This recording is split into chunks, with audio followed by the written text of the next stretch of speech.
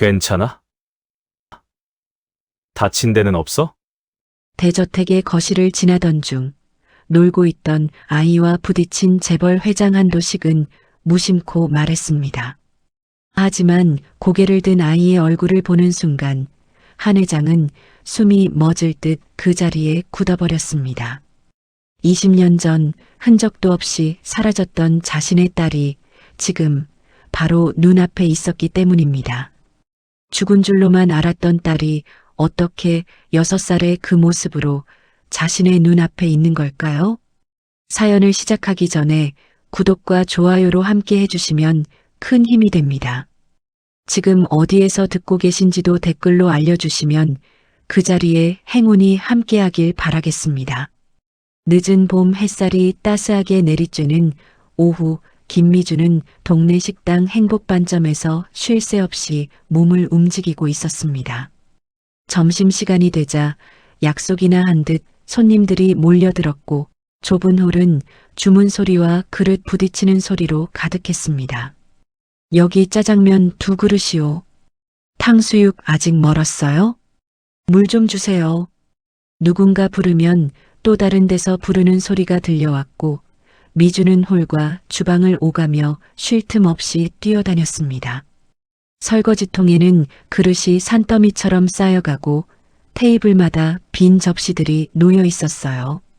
손님 응대에 설거지에 테이블 정리까지 해내야 하는 일은 늘 벅찼지만 미주는 참고 견뎠습니다. 딸 유나를 생각하면 어떤 일이든 할 수 있었으니까요. 미주는 물수건을 들고 테이블을 닦으면서도 무의식적으로 벽에 걸린 시계를 힐끗힐끗 바라봤습니다. 유치원 하원 시간까지 아직 2시간이 남아 있었습니다. 조금만 더 버티면 돼. 미주는 스스로를 다독이며 다시 주방으로 향했어요. 그때 앞치마 주머니 속에서 휴대전화가 울렸습니다. 화면에는 새싹 유치원이라는 이름이 떴어요. 미주의 심장이 덜컥 내려앉았습니다. 유치원에서 이 시간에 전화가 온다는 건 뭔가 문제가 생겼다는 뜻이었으니까요. 미주는 젖은 손을 앞치마에 급히 문지르며 전화를 받았습니다. 네, 선생님. 선생님의 목소리는 조금 다급하게 들려왔습니다. 어머니, 유나가 갑자기 열이 많이 올라서요. 지금 보건실에 누워 있는데 오실 수 있으세요? 그 말을 듣는 순간 미주의 안색이 순식간에 흑빛으로 변하며 손에 들고 있던 물수건이 바닥으로 툭 떨어졌습니다. 지금 바로 갈게요. 미주는 앞치마를 벗으며 주방으로 달려갔습니다.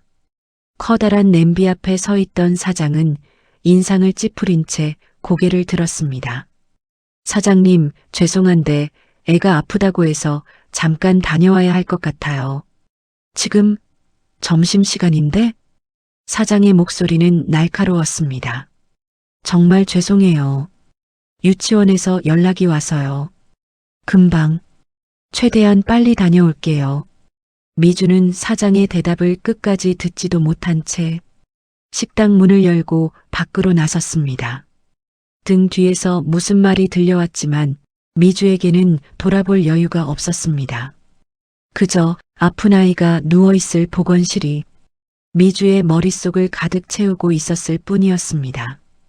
유치원까지 뛰어가는 내내 미주의 가슴은 쉴 새 없이 두근거렸습니다. 유나야, 괜찮겠지? 10분이면 걷던 길을. 그날은 숨 돌릴 틈도 없이 내달렸습니다. 다리는 굳어가는데 머릿속엔 아이 얼굴만 떠올랐습니다.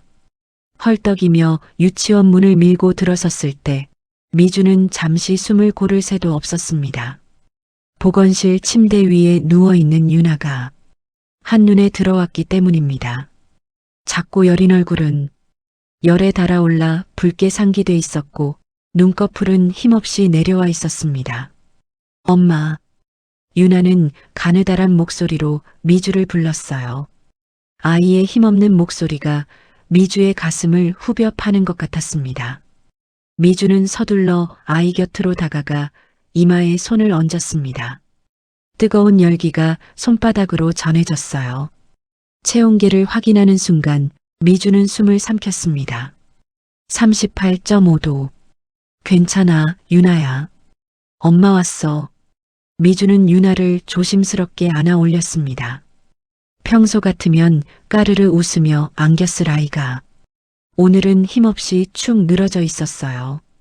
선생님이 걱정스러운 표정으로 말했습니다. 아침부터 기운이 없더니 갑자기 열이 확 올랐어요. 병원에 꼭 데려가 보세요.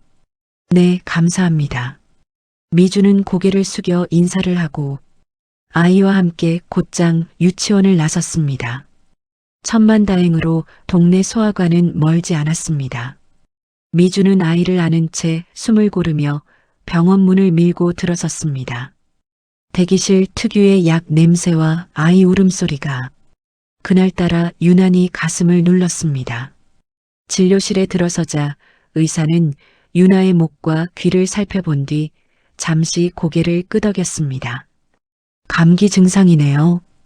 요즘 일교차가 커서 아이들이 자주 아파요. 그 말에 미주는 그제야 조금 숨을 돌릴 수 있었습니다. 큰 병은 아니라는 말 한마디가 그렇게 고마울 수가 없었습니다. 의사는 처방전을 쓰며 덧붙였습니다. 무리하지 말고 집에서 푹 쉬게 하세요. 물도 자주 먹이시고요. 네, 알겠습니다. 약국에서 약을 받아 집으로 돌아오는 길 유나는 엄마 품에서 꼼짝도 하지 않았습니다. 숨결만 약하게 느껴질 뿐이었습니다. 집에 도착하자마자 미주는 아이에게 해열제를 먹였습니다. 쓴 약이었지만 유나는 얼굴을 찡그린 채 엄마가 내미는 컵을 붙잡고 꾹 참고 삼켰습니다. 유나야, 조금만 참아. 금방 괜찮아질 거야. 미주는 아이의 이마를 쓰다듬으며 조용히 속삭였어요. 누가 듣는 사람도 없었지만 그 말은 아이보다 오히려 자기 자신을 향한 말이기도 했습니다. 미주의 간절한 기도가 통했는지 1시간쯤 지나자 유나의 열은 서서히 내려가기 시작했습니다. 유나는 엄마 품에 얼굴을 묻고 한동안 가만히 숨을 고르더니 이내 깊은 잠에 빠져들었습니다. 미주는 유나를 침대에 조심스럽게 눕히고 이불을 덮어주었습니다. 혹시라도 바람이 들까 한 번 더 이불 가장자리를 만져봤습니다. 그제야 미주는 벽에 걸린 시계를 봤어요. 이미 오후 3시를 훌쩍 넘긴 시간이었습니다. 다시 가봐야 하는데 마음은 급했지만 몸은 쉽게 떨어지지 않았습니다. 미주는 조심스럽게 식당으로 전화를 걸었습니다. 신호음만 길게 울릴 뿐 사장님은 전화를 받지 않았습니다. 휴대전화를 내려놓은 미주는 불안한 마음을 안고 유나의 얼굴을 다시 바라봤습니다. 아직 잠든 아이를 두고 밖으로 나갈 수는 없었습니다. 지금은 그저 아이 곁에 앉아 있는 것 말고는 아무것도 할 수 없었습니다. 해가 뉘엿뉘엿 질 무렵이 되어서야 유나는 눈을 떴습니다. 열은 많이 내렸지만 아이는 여전히 기운이 없었어요. 미주는 부엌에서 죽을 끓여 유나에게 천천히 먹였습니다. 엄마, 맛있어. 유나는 작은 목소리로 말하며 한 숟가락씩 받아 먹었어요. 미주는 그 모습을 보며 안도의 한숨을 쉬었습니다. 그날 밤 미주는 유나 곁에서 잠을 설쳤어요. 내일 식당에 가면 뭐라고 말해야 할지, 사장님이 이해해 줄지, 또 어떤 말을 듣게 될지, 아직 오지도 않은 내일의 걱정이 밤새 미주의 마음을 붙잡고 놓아주지 않았습니다. 다음 날 아침 미주는 유나를 이웃집에 잠시 맡기고 식당으로 향했어요. 아이의 열은 완전히 내렸지만 혹시 모를 상황에 대비해 옆집 할머니께 몇 번이나 고개를 숙이며 부탁을 드렸습니다. 식당 앞에 도착했을 때 미주는 잠시 숨을 고르고 문을 열었습니다. 문을 열자마자 미주의 시선은 자연스럽게 입구벽에 붙은 근무표로 향했습니다. 늘 그랬듯이 자기 이름부터 찾으려던 순간 미주의 발걸음이 멈춰 섰습니다. 근무표에는 자신의 이름이 없었습니다.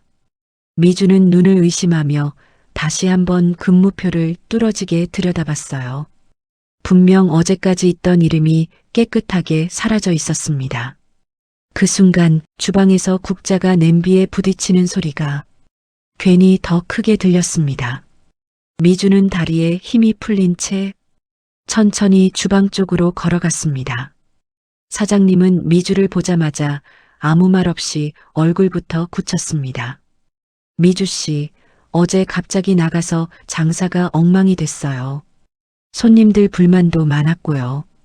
사장님의 차가운 말이 툭툭 던져졌습니다. 정말 죄송합니다, 사장님. 애가 아파서 어쩔 수가 없었어요. 미주는 고개를 깊이 숙이며 말했습니다. 사장은 잠시 미주를 바라보다가 낮고 단호한 목소리로 말을 이었습니다. 나도 사정은 알아요. 그런데 장사가 이래서야 되겠어요? 혼자 일하는 것도 아니고 다른 직원들한테도 피해가 가잖아요. 미주는 입술을 꽉 깨물었어요. 사장님, 한 번만 더 기회를 주세요. 다시는 이런 일 없을 거예요. 미안하지만 이미 다른 사람 연락했어요. 오늘 오후부터 출근한대요. 사장님은 고개를 저으며 서랍에서 봉투 하나를 꺼내 미주에게 내밀었습니다. 오늘까지 일한 거 계산해 줄 테니까 받아가세요. 미주는 떨리는 손으로 봉투를 받아들었습니다. 봉투 안을 확인해 보니 밀린 급여가 아니라 며칠치 일당뿐이었습니다. 사장님, 지난달 급여가 지난달 거? 그건 어제 안 나온 거랑 상계 처리했어요. 사장은 냉정하게 말했습니다. 그럼 더 이상 할 말 없어요. 나도 장사해야 하니까.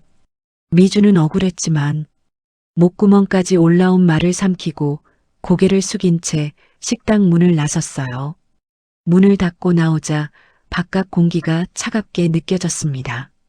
손에 쥔 봉투는 너무 가벼웠습니다. 미주는 길가에 서서 한동안 멍하니 하늘을 바라봤습니다.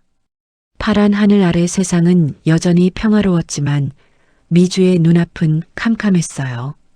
이제 어떡하지? 생계가 한순간에 끊겨버린 순간이었습니다. 미주의 어깨는 눈에 띄게 축 처졌고 발걸음은 쉽게 떨어지지 않았습니다. 집으로 돌아가는 길, 미주는 봉투를 꼭 쥐고 천천히 걸었어요. 왜 자신의 인생은 늘 이런 식인지 문득 억울함이 치밀어 올랐습니다. 부모한테 버려져 고아원에서 컸고 누구 하나 제대로 기대본 적도 없었는데 어른이 돼서도 인생은 여전히 혼자였습니다. 아이 아빠는 연락 한 통 없이 갑자기 사라졌고 아이 키우는 일도 먹고 사는 일도 결국 다 자기 몫이었습니다. 왜 나만 이렇게 힘들어야 하지? 도대체 내가 뭘 그렇게 잘못 살았길래? 유나 얼굴이 떠오르자 미주는 이를 악물었습니다. 눈시울이 뜨거워졌지만 울고 있을 시간이 없었습니다. 울어봐야 도와줄 사람 하나 없다는 걸 너무 잘 알고 있었으니까요. 집 앞에 도착한 미주는 잠시 멈춰섰습니다. 깊게 숨을 들이마시고 억지로 입꼬리를 올려 미소를 지었어요. 유나 앞에서는 세상이 아무리 등을 돌려도 괜찮은 엄마인 척해야 했으니까요. 문을 열고 들어서자 소파 위에 앉아 그림책을 넘기고 있는 유나가 보였습니다. 이웃집 할머니가 옆에 앉아 천천히 책장을 넘겨주고 있었습니다. 유나야, 엄마 왔어. 그 말이 끝나기도 전에 유나는 소파에서 내려와 미주에게 달려와 안겼습니다. 엄마. 미주는 아이를 꼭 끌어안으며 눈물을 참았어요. 등에 전해지는 아이의 체온이 그날따라 더 따뜻하게 느껴졌습니다. 눈물이 올라왔지만 미주는 이를 악물고 꾹 참았습니다. 이웃집 할머니께 여러 번 고개를 숙이며 감사 인사를 하고 나서야 미주는 유나와 단둘이 남았습니다. 엄마, 배고파? 잠시 후 유나가 작은 목소리로 말했습니다. 미주는 아무렇지 않은 얼굴로 냉장고를 열었지만 김치 한 통만 덩그러니 놓여 있을 뿐이었습니다. 조용히 냉장고 문을 닫고 지갑을 뒤적이니 구겨진 1,000원짜리 몇 장과 동전만 있었습니다. 미주는 잠시 망설이다가 외투를 걸치고 편의점에서 컵라면 2개를 사와 식탁 위에 올려놓았습니다. 유나, 오늘은 이거 먹자. 유나는 라면을 들여다보다가 미주를 올려다봤습니다. 엄마도 먹어. 미주는 잠시 눈을 피했다가 웃으며 말했습니다. 응, 엄마는 아까 먹었어. 유나가 많이 먹어. 그 말은 사실이 아니었습니다. 그래도 미주는 알았습니다. 그 순간 엄마로서 할 수 있는 선택은 그것뿐이었다는 걸요. 유나를 재운 뒤 미주는 탁자 위에 쌓인 고지서들을 펼쳤습니다. 밀린 월세, 전기세, 가스비, 통신비까지 빨간 글씨로 독촉 문구가 적혀 있었어요. 손에 쥔 돈을 탁자 위에 내려놓고 보니 어느 것 하나 해결할 수 있는 게 없었습니다. 미주는 한참 동안 그 종이들만 바라보고 있었습니다. 집안은 조용했지만 미주의 마음속은 한숨 소리로 가득 차 있었습니다. 미주는 휴대전화를 손에 쥔 채 한참 동안 구인 광고를 검색했어요. 하지만 조건을 하나하나 따져볼수록 마음은 더 무거워졌습니다. 유나가 유치원에 있는 시간만 일하자니 월세 내기에도 턱없이 부족했고 저녁이나 밤일을 하자니 아이를 맡길 데가 없었습니다. 기댈 사람 하나 없는 처지라는 게 그제야 또렷이 느껴졌습니다. 고아원에서 자란 미주에게 부탁할 어른도 전화할 번호도 없었습니다. 미주는 소파 옆 바닥에 주저앉아 무릎을 끌어안았습니다. 울음이 목까지 차올랐지만 소리내어 울지도 못했습니다. 혹시라도 유나가 깰까봐 그저 어깨만 조용히 들썩이며 눈물만 흘렸습니다. 그때 조심스럽게 현관문을 두드리는 소리가 들렸습니다. 미주야, 집에 있니? 이웃집 오말순 할머니의 목소리였어요. 미주는 황급히 눈가를 닫고 숨을 고른 뒤 문을 열었습니다. 오말순은 문 앞에 선 미주의 얼굴을 보자 말없이 한숨부터 내쉬었습니다. 야윈 얼굴에 퀭한 눈빛, 사정이 훤히 보이는 모습이었습니다.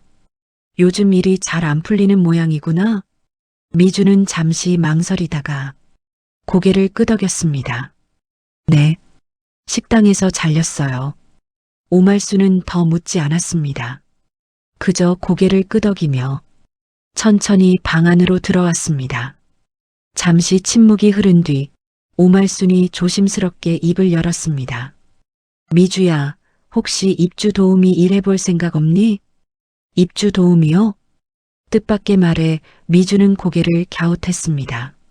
응, 내가 아는 사람이 회장님 저택에서 일하는데 거기서 사람을 구한다더라.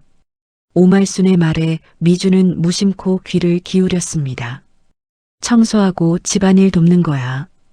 그런데 입주라서 거기서 먹고 자면서 일하는 거지. 그 말을 듣는 순간 미주의 표정이 순식간에 어두워졌어요. 그런데 유나는 어떡하죠? 미주의 가장 큰 고민이 그것이었습니다. 입주를 하면 유나를 어떻게 해야 할지 아무 그림도 그려지지 않았습니다. 애를 거기 데리고 갈 수는 없을 텐데 미주의 목소리는 점점 작아졌습니다. 그게 말이야. 오말순은 미주를 안심시키듯 말했어요. 거기 직원용 방이 있어. 애 데리고 들어가도 된다고 하더라고. 정말요? 순간 미주의 눈이 커졌습니다. 응, 내가 미리 물어봤어. 애 동반 가능하다고 확인받았어. 오말순은 덧붙였어요. 그리고 유나는 낮에 유치원 가 있으니까 내가 일하는데 큰 지장은 없을 거야. 미주의 가슴이 서서히 뛰기 시작했어요. 그럼 월세도 안 내도 되고 밥도. 그렇지. 식사 제공에 숙소 제공이니까 당장 월세 걱정은 안 해도 되잖아. 오말순의 말에 미주는 조금씩 마음이 흔들렸습니다. 지금 상황에서 선택의 여지가 있을까요? 월세는 이미 2달째 밀렸고 내일 당장 먹을 것조차 확신할 수 없었습니다. 특히 애까지 데리고 일할 수 있는 데는 정말 드물어. 그 말에 미주는 결심했어요. 알겠습니다. 해볼게요. 그래, 잘 생각했어. 내일 면접 보러 가. 내가 주소 적어줄게. 오말수는 환하게 웃으며 미주의 손을 꽉 잡았습니다. 미주는 고개를 끄덕였지만 가슴 한편이 무거웠어요. 낯선 곳에서 유나와 함께 지낸다는 게 두려웠습니다. 오말수는 종이에 주소를 적어 미주에게 건넸습니다. 내일 10시까지 이 주소로 가면 돼. 늦지 말고. 네, 할머니. 정말 감사합니다. 미주는 두 손으로 종이를 받아 손에 꼭 쥐었어요. 그 얇은 종이 한 장이 미주에게는 마지막 희망처럼 느껴졌습니다. 오말순이 돌아간 뒤 미주는 짐을 정리하기 시작했습니다. 옷가지, 생필품, 유나가 아끼는 장난감들을 가방에 하나씩 담았어요. 많지 않은 살림이었지만 하나하나 챙기다 보니 시간이 제법 흘렀습니다. 미주는 창밖을 바라보며 깊은 한숨을 내쉬었어요. 불 꺼진 골목과 익숙한 풍경이 괜히 더 서러워 보였습니다. 잘 될 거야. 유나를 위해서라도. 스스로에게 하는 말이었지만 그 말에 기댈 수밖에 없었습니다. 다음 날 아침 미주는 유나에게 가장 단정한 옷을 입혔습니다. 작은 가방 하나를 메고 유나의 손을 잡은 채 버스에 올랐습니다. 1시간을 달리는 동안 창밖 풍경은 점점 달라졌습니다. 허름한 골목길과 낡은 건물들만 보고 살던 미주에게 넓은 정원과 높은 담장으로 둘러싸인 저택들은 믿기지 않는 풍경이었습니다. 미주는 버스 창에 비친 자기 얼굴을 잠시 바라봤습니다. 어울리지 않는 곳으로 들어가는 사람처럼 느껴졌습니다. 버스에서 내려 조금 걸어가자 높은 철문 너머로 웅장한 저택이 모습을 드러냈습니다. 미주는 그 자리에서 걸음을 멈추고 한참을 올려다봤습니다. 넓은 정원, 우뚝 솟은 건물, 그리고 철문까지 모든 게 압도적이었어요. 엄마, 우리 어디가? 유나가 엄마 옷자락을 꼭 붙잡았습니다. 응, 새로운 집에 가는 거야. 괜찮아, 유나야. 엄마가 있잖아. 미주는 아이의 머리를 쓰다듬으며 말했지만 그 말은 아이보다 자기 자신에게 더 필요했습니다. 경비가 인터폰으로 확인을 마치자 철문이 천천히 열렸습니다. 그 소리가 유난히 크게 울렸습니다. 미주는 유나의 손을 꼭 잡았습니다. 손에 땀이 배어 미끄러웠지만 미주는 더 세게 쥐었어요. 엄마 아파. 유나가 작게 말했습니다. 미주는 깜짝 놀라 황급히 힘을 풀고 땀밴 손을 치마에 닿고 다시 손을 잡았습니다. 미안, 유나야. 정원을 지나 현관으로 향하는 길은 생각보다 멀게 느껴졌습니다. 미주의 다리는 자꾸만 떨렸습니다. 그날 미주는 몰랐습니다. 이 문을 넘는 순간 예전으로 돌아갈 수 없다는 사실을요. 낯설고 두려웠지만 그곳이 미주와 유나의 새로운 삶의 시작이었습니다. 현관문이 열리자 한 여자가 미주를 맞았습니다. 50대쯤 되어 보이는 여자는 몸에 딱 맞는 유니폼을 입고 한치의 흐트러짐도 없어 보였습니다. 표정도 자세도 이 집에 오래 몸담아 온 사람 같았습니다. 김미주 씨 맞으시죠? 네, 맞습니다. 미주는 고개를 숙이며 대답했습니다. 저는 박정임입니다. 회장님 자택의 총괄팀장이에요. 박정임은 말을 마치자마자 미주를 위아래로 천천히 훑어봤습니다. 옷차림, 손, 얼굴까지 마치 사람보다 물건을 살피듯한 눈길이었습니다. 박정임의 시선은 미주의 얼굴에 조금 오래 머물렀습니다. 그리고 곧 미주 옆에 서 있는 아이를 보는 순간 숨이 멎을 것 같았어요. 손이 미세하게 떨렸습니다. 박정임은 유나의 얼굴을 뚫어지게 바라봤어요. 큰 눈, 긴 속눈썹, 그리고 입꼬리의 곡선이 그 아이와 닮아 있었어요. 박정임은 뒤로 한 걸음 물러섰습니다. 얼굴이 창백하게 변했어요. 애가 같이 온 거예요? 네, 아이 동반 가능하다고 해서요. 미주는 혹시라도 일을 못하게 될까봐 조심스럽게 말했습니다. 알아요. 하지만 아이는 직원용 방에만 있어야 합니다. 저택 안을 돌아다니면 절대 안 돼요. 박정임의 목소리는 차갑게 식어 있었어요. 네, 제가 잘 챙기겠습니다. 미주는 본능적으로 유나의 어깨를 감싸며 말했습니다. 박정임은 짧은 한숨을 쉬며 안으로 들어오라고 손짓했어요. 따라오세요. 미주는 유나의 손을 잡고 박정임을 따라갔습니다. 저택 내부는 미주가 상상했던 것보다 훨씬 넓고 화려했어요. 높은 천장, 반짝이는 대리석 바닥, 그리고 벽에 걸린 그림들까지 모든 게 낯설었습니다. 발소리가 울릴까봐 미주는 괜히 숨을 죽이며 걸었습니다.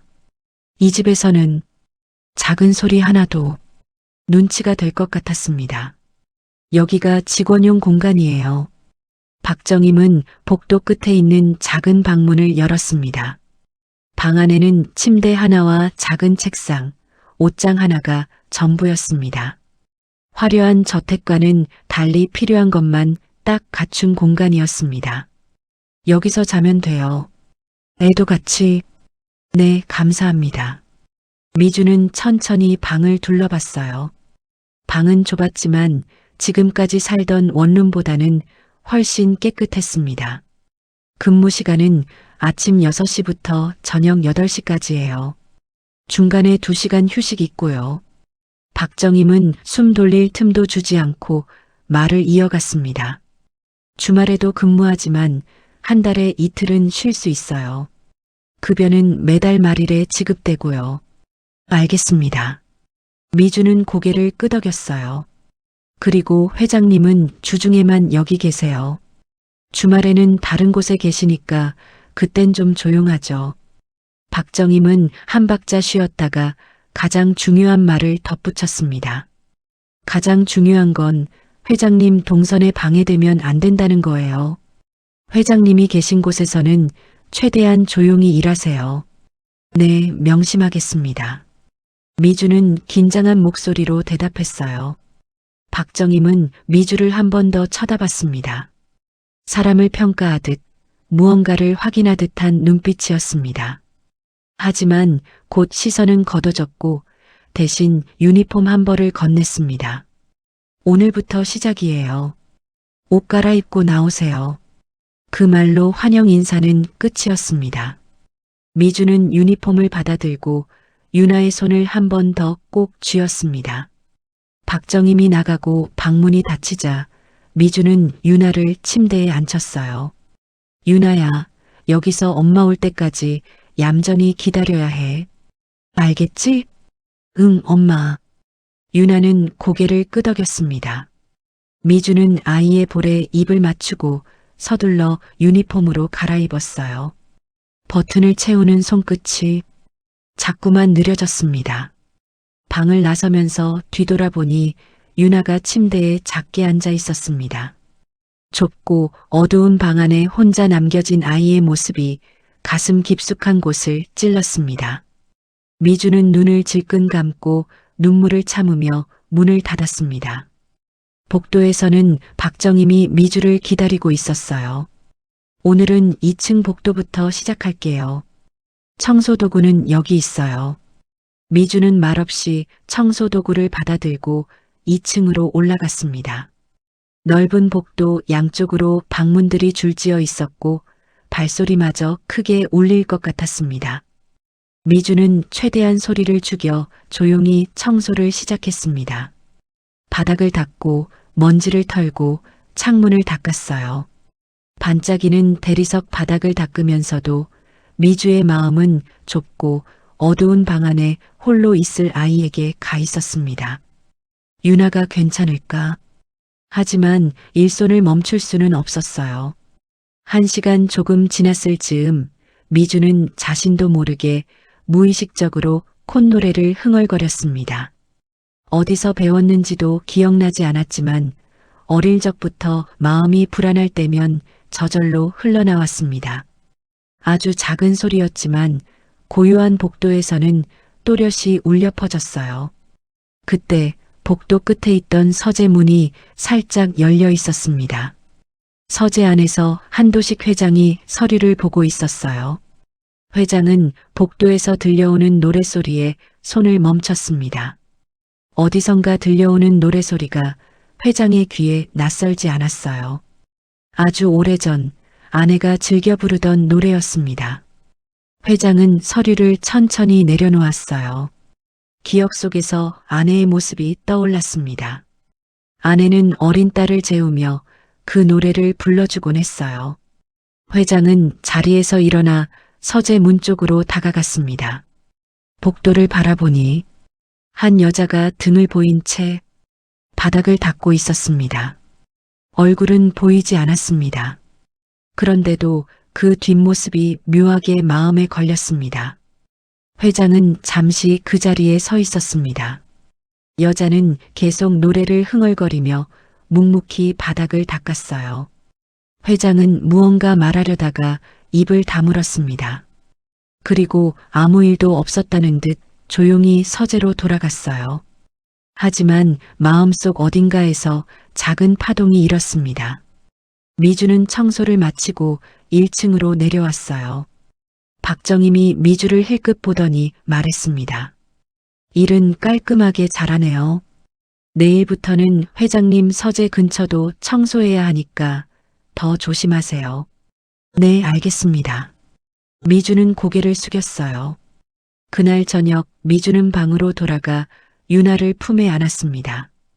유나야, 엄마 늦어서 미안해. 괜찮아, 엄마. 나 착하게 기다렸어. 유나는 엄마 품에 안겨 웃었어요. 미주는 아이를 꼭 끌어안으며 눈물을 참았습니다. 조금만 참으면 돼. 유나를 위해서. 같은 시간 서재에 앉아있던 회장은 창밖을 바라보고 있었습니다. 오늘 낮에 들었던 그 노래가 계속 머릿속을 떠나지 않았습니다. 회장은 오래된 서랍을 열어 낡은 사진 한 장을 꺼냈어요. 사진 속에는 어린 딸이 환하게 웃고 있었습니다.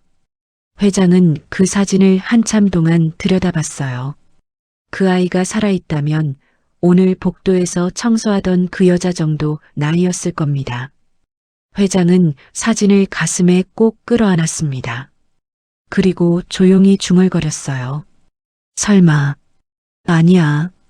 그럴 리 없어. 회장은 혼잣말처럼 중얼거리며 고개를 저었습니다. 스스로에게 하는 다짐이었습니다. 하지만 마음 한편에서는 지워지지 않는 생각이 작게 꿈틀거렸습니다. 내일 한 번만 확인해 보자. 회장은 사진을 서랍에 넣고 한동안 창밖을 바라봤어요. 달빛이 정원을 비추고 있었습니다. 다음 날 아침 미주는 유나를 유치원에 데려다주고 저택으로 돌아왔어요. 현관에 들어서자 박정임이 기다리고 있었습니다. 오늘은 1층 거실과 회장님 서재 앞 복도 청소하세요. 네, 알겠습니다. 미주는 청소 도구를 들고 1층으로 향했어요. 회장은 아침 일찍부터 저택 안을 오갔습니다. 서재에서 거실로, 거실에서 복도로, 다시 서재로 돌아가는 동선이 평소와 달랐어요. 미주는 청소를 하다가 복도에서 회장과 마주쳤습니다. 아, 회장님. 미주는 황급히 고개를 숙였어요. 회장은 아무 말 없이 미주를 잠깐 바라보다가 지나쳤습니다. 다만 발걸음이 평소보다 조금 느렸어요. 30분 후 미주가 거실 창문을 닫고 있을 때 회장이 또다시 지나갔습니다. 미주는 몸을 낮추고 조용히 일했어요. 회장은 또다시 미주를 힐끗 보고 지나갔습니다. 미주는 이상하다는 생각이 들었지만 그보다 일이 먼저였습니다. 1시간쯤 지났을 때 미주는 화분 근처로 다가갔습니다. 큰 화분에는 백합이 활짝 피어 있었어요. 흰 꽃잎 사이로 꽃가루가 가득했습니다. 미주가 화분을 옮기려는 순간 코끝이 간질거렸습니다. 에치! 미주는 재채기를 참지 못하고 터뜨렸어요. 눈물이 핑 돌고 코가 가려워 손등으로 몇 번 문질렀습니다. 어릴 적부터 늘 그랬던 꽃가루 알레르기였습니다. 미주는 서둘러 화분에서 멀어졌지만 알레르기 증상은 쉽게 가라앉지 않았습니다. 그 모습을 복도 끝에서 회장이 지켜보고 있었어요. 회장은 미주가 재채기를 하고 눈물을 흘리는 모습을 보며 멈춰 섰습니다. 20년 전 잃어버렸던 딸 소희도 꽃가루 알레르기가 있었어요. 특히 백합 앞에서는 늘 재채기를 했었습니다.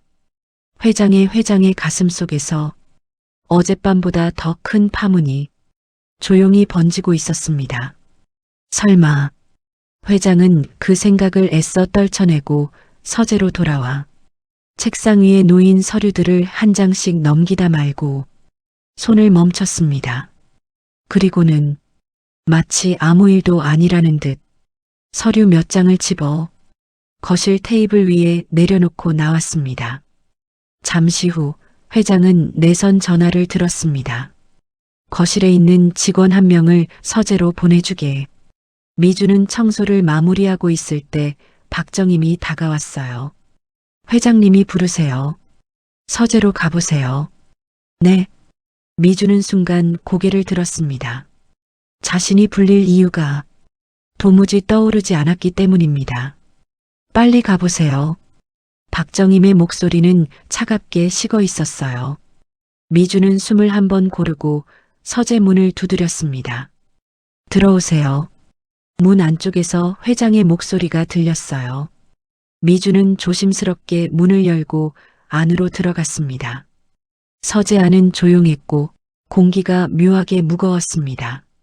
거실 테이블에 서류를 두고 왔는데 가져다 줄 수 있겠어요? 네, 회장님. 미주는 고개를 숙이고 서둘러 거실로 향했어요. 테이블 위에 놓인 서류를 집어들고 곧바로 서재로 돌아왔습니다. 여기 있습니다. 미주는 두 손으로 서류를 공손히 내밀었습니다. 회장이 서류를 받으려는 그 순간 미주의 소매가 살짝 걷히며 왼쪽 손목 안쪽에 작은 점 하나가 또렷하게 보였습니다. 회장의 숨이 멎는 듯 했습니다.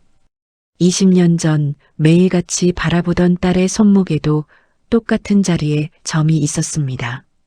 회장은 서류를 받아들고도 한동안 시선을 미주의 손목에서 떼지 못했어요.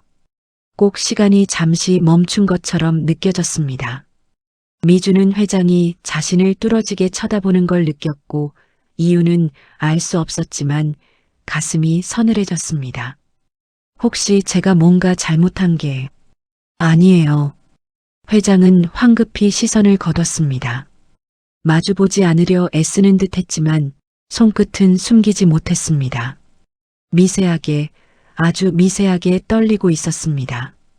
미주는 조심스레 걷혀있던 소매를 다시 내리고 뒤로 물러섰어요. 그때 열려있던 문틈 사이로 거실의 백합 향기가 희미하게 흘러들어왔습니다. 에치! 미주는 또다시 코끝이 먼저 반응했고 결국 재채기가 터져나왔습니다. 죄송합니다. 미주는 황급히 손으로 입과 코를 가렸습니다. 회장은 그 모습을 놓치지 않고 미주를 바라봤어요.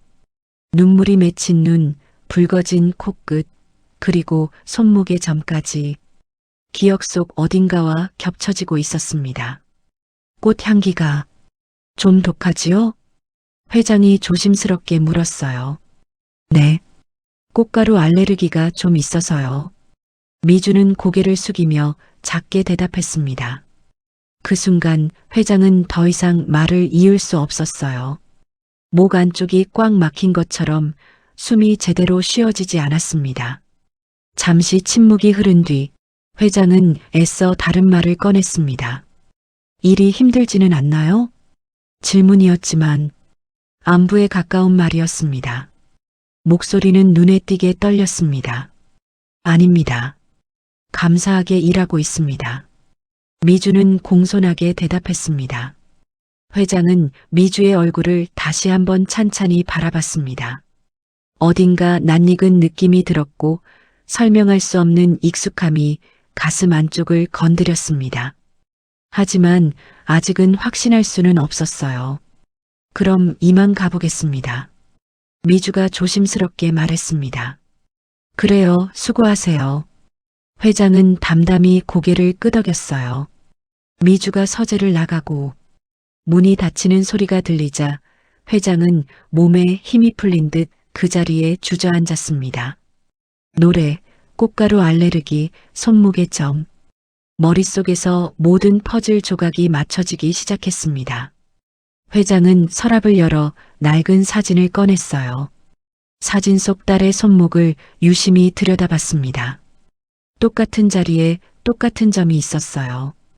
회장의 손이 더 이상 숨길 수 없을 만큼 떨렸습니다. 그 아이가 내 딸일 수도 있을까? 회장은 눈을 감고 깊게 숨을 들이마셨습니다. 너무 오래 닫아두었던 기억이 문을 두드리고 있었습니다. 같은 시간 2층 복도 끝에서 박정임은 이 모든 광경을 지켜보고 있었습니다.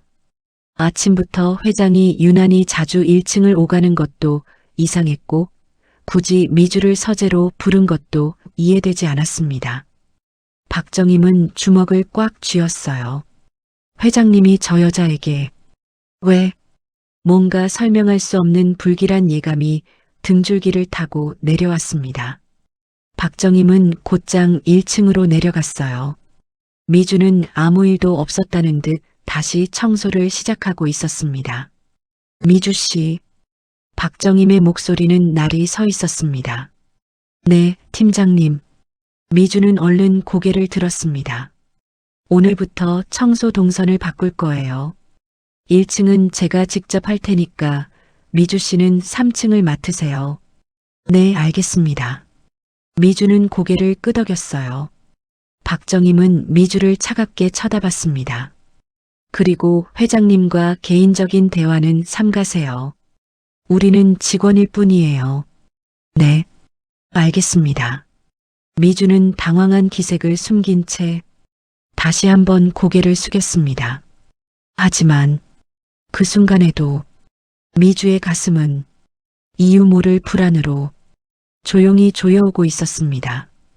박정임은 미주가 3층으로 올라가는 뒷모습을 바라보고 있었습니다. 계단을 오르는 발소리가 완전히 사라질 때까지 시선을 거두지 않았습니다. 그리고는 아무 일도 없다는 듯 거실을 다시 한번 둘러봤습니다. 절대 가만히 둘 수 없어. 박정임의 눈빛에 경계심이 서려 있었습니다. 오랫동안 이 집에 몸담아온 사람 특유의 예민한 촉이 위험을 감지하고 있었습니다. 그날 오후 미주는 3층에서 청소를 하다가 박정임에게 불려 내려갔어요. 미주 씨, 이게 뭐예요? 박정임이 복도 모퉁이를 가리켰습니다. 자세히 보지 않으면 눈에 띄지도 않을 만큼 먼지가 조금 남아 있었습니다. 죄송합니다. 제가 미처 청소를 이렇게 하면 어떡해요? 여기는 회장님 저택이에요. 말이 끝나기도 전에 박정임의 목소리가 끼어들었습니다. 네, 다시 하겠습니다. 미주는 고개를 숙이고 다시 청소 도구를 들었어요. 말을 보태봐야 상황이 나아질 게 없다는 걸 이미 알고 있었습니다. 하지만 저녁이 되어서도 박정임은 미주의 일거수일투족을 확인했습니다. 창문에 얼룩 남았어요. 화분 위치가 조금 삐뚤어졌네요. 바닥에 물기가 남았어요. 하나하나 따지면 틀린 말은 아니었지만 끝없이 사소한 지적이 계속됐어요. 미주는 손이 닳도록 최선을 다했지만 박정임의 눈에는 모든 게 부족해 보였습니다. 하루가 끝날 무렵 미주는 눈에 띄게 지쳐 있었어요. 유나를 데리러 가는 발걸음이 무겁게 느껴졌습니다. 저택을 나서며 미주는 무심코 뒤를 돌아봤어요. 2층 창가에서 박정임이 자신을 내려다보고 있었습니다. 미주는 가슴이 답답했어요. 왜 저렇게까지 나를 경계하는 걸까? 그날 저택 안에는 아무도 말하지 않았지만 모두가 느끼고 있는 긴장이 조용히 쌓여가고 있었습니다. 마치 무언가 큰 일이 곧 벌어질 것처럼 말입니다. 며칠이 지나 유치원은 방학이 시작됐습니다. 어쩔 수 없이 유나는 하루 종일 직원용 방에 혼자 있어야 했습니다. 아침 일찍 미주는 유나를 깨워 간단히 아침을 먹였어요. 유나야, 엄마 말 잘 들어야 해. 미주는 아이의 두 손을 꼭 잡고 차분하게 말했습니다. 응, 엄마. 유나는 고개를 끄덕였어요. 절대로 방 밖으로 나가면 안 돼. 알겠지? 미주의 말투는 차분했지만 눈빛은 절박했습니다. 왜? 유나가 물었어요. 여기는 엄마가 일하는 곳이야. 유나가 돌아다니면 안 돼. 그럼 엄마는 언제 와? 점심때 와서 밥 먹여줄게. 그때까지만 참아줘. 미주는 유나의 볼에 입을 맞췄습니다. 착하게 있을게. 유나는 조금 작게 대답했어요. 미주는 유나에게 그림책과 장난감을 건네주고 방을 나섰습니다. 문을 닫으며 뒤돌아보니 유나가 침대에 작게 앉아 있었어요. 미주는 그 모습을 보고 가슴이 찢어지는 것 같았습니다. 조금만 참아, 유나야. 미주는 눈물을 참으며 일을 시작했어요. 오전 내내 미주는 3층 청소에 매달렸습니다. 박정임이 지시한 대로 구석구석 꼼꼼히 닦았어요. 하지만 걸레를 쥔 손은 움직여도 마음은 계속 유나에게 가 있었습니다. 괜찮겠지. 착하게 기다리고 있겠지. 같은 시간 직원용 방에서 유나는 혼자 그림책을 보고 있었어요. 처음엔 재미있었지만 시간이 지나자 책장은 더 이상 빨리 넘어가지 않았습니다. 유나는 침대 위에 앉아 창밖을 바라봤어요. 넓은 정원이 한눈에 들어왔습니다. 엄마 언제 와? 유나는 침대에서 내려와 문 앞에 서서 작은 손으로 손잡이를 잡았습니다. 나가면 안 된다고 했는데. 유나는 잠시 망설였어요. 하지만 궁금함이 그 마음을 앞질렀습니다. 유나는 아주 조심스럽게 문을 열고 복도로 나왔어요. 복도는 놀라울 만큼 조용했습니다. 그 조용함이 아이에게는 더 크게 느껴졌습니다. 유나는 조심조심 복도를 따라 걸어갔어요. 작은 발바닥이 차가운 대리석 바닥에 소리 없이 닿았습니다. 복도 끝에는 계단이 보였어요. 유나는 난간을 붙잡고 조심스럽게 계단을 내려가기 시작했습니다. 1층에 도착한 유나는 걸음을 멈추고 주위를 둘러봤습니다. 넓은 거실, 높은 천장, 그리고 반짝이는 샹들리에가 눈에 들어왔어요. 와! 유나는 감탄하며 거실로 걸어갔습니다. 커다란 창문 앞에 서자 정원이 한눈에 들어왔습니다. 햇빛 아래 나비들이 날아다니고 있었습니다. 유나는 나비를 보며 뛰어다니기 시작했어요. 나비다? 팔을 벌린 채 아이 특유의 가벼운 걸음으로 이리저리 움직이던 순간 복도 모퉁이에서 한 사람이 모습을 드러냈습니다. 서류를 들고 서재에서 나오던 회장이었습니다. 유나는 회장을 보지 못한 채 그대로 달려왔고 쿵! 유나의 작은 몸이 회장의 다리에 부딪혔습니다. 회장은 순간 휘청했고 유나는 뒤로 넘어졌어요. 아! 유나의 짧은 신음소리가 거실에 올렸습니다. 회장은 놀란 얼굴로 황급히 유나를 붙잡았어요. 괜찮니? 회장은 유나를 일으켜 세우며 물었습니다. 유나는 눈을 크게 뜨고 회장을 올려다봤어요. 죄송해요. 유나는 떨리는 작은 목소리로 말했습니다. 회장은 무릎을 꿇고 유나와 눈높이를 맞췄어요. 괜찮아. 다친 데는 없니? 회장은 유나의 팔과 다리를 살피듯 바라봤습니다. 유나는 고개를 저었어요. 네, 괜찮아요. 회장은 유나의 얼굴을 자세히 바라봤습니다. 그 순간 회장의 심장이 쿵 하고 내려앉았어요. 작고 앳된 얼굴, 큰 눈, 그리고 조심스러운 표정. 회장은 설명할 수 없는 강한 기시감을 느꼈습니다. 아이의 얼굴에서 과거가 보였어요. 이 아이는 회장은 유나의 눈매를 자세히 봤습니다. 그 눈매는 기억 속에서 결코 지워지지 않던 딸 소희와 너무도 닮아 있었습니다. 아이가 웃을 때 살짝 올라가는 입꼬리, 긴 속눈썹, 그리고 맑은 눈동자까지 하나도 다르지 않았습니다. 회장은 숨이 멎는 듯했고 손끝이 떨렸습니다. 회장은 그 자리에서 움직이지 못한 채 유나를 계속 바라보고만 있었습니다. 딸이 이 나이였다면 저 아이와 비슷했을 겁니다. 아니, 바로 저 모습이었을 겁니다. 회장은 조심스럽게 손을 뻗어 유나의 머리를 쓰다듬었습니다. 그때 유나의 머리카락 한 올이 회장의 손가락에 묻어났어요. 회장은 그 머리카락을 아주 조심스럽게 손바닥에 올려놓고 말없이 주머니에 넣었습니다. 너는 이름이 뭐니? 회장의 목소리는 눈에 띄게 떨렸어요. 유나요. 김유나예요. 유나는 순수하게 또박또박 대답했습니다. 회장은 천천히 고개를 끄덕였어요. 유나, 예쁜 이름이구나. 회장은 유나의 손을 살며시 잡고 거실 소파로 이끌었습니다. 할아버지랑 잠깐 앉아 여기 있을래? 네. 유나는 얌전히 소파에 앉았어요. 회장은 유나 옆에 앉아 아이를 한참 동안 바라봤습니다.